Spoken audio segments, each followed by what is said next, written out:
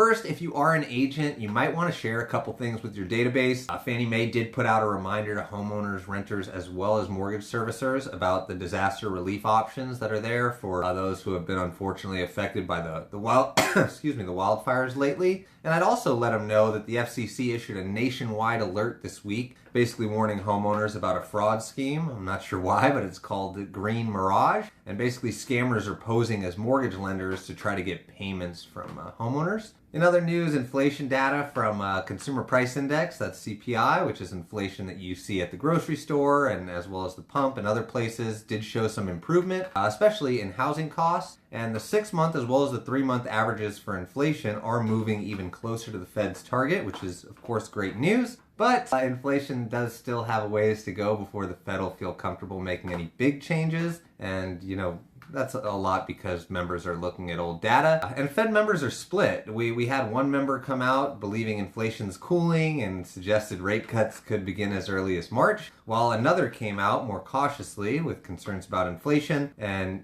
the labor market's also sending mixed signals. Unemployment claims are ticking up slightly, but continuing claims are what's remaining high, which really shows people are struggling to find a job after they lose theirs, which is a sign of weakness that could help mortgage rates down the line. Also, recent data suggests many job openings might be exaggerated, either entirely fake or double counted because of remote jobs that get posted multiple times, which does make the labor market seem stronger than it really is. And wages are rising, but not as quickly, which could help keep inflation in check. And, there's just signs that the economy might be cooling, which could eventually bring rates lower, but again, it's not happening yet, and the housing market does remain steady despite the higher rates. We saw builder confidence rise in December, but most new construction is focused on multifamily housing, which is going to leave supply for single-family homes low. On the bright side, that will be supportive of home prices. But, in real estate, perspective really matters. So you might see headlines about rising inventory and homes sitting on the market,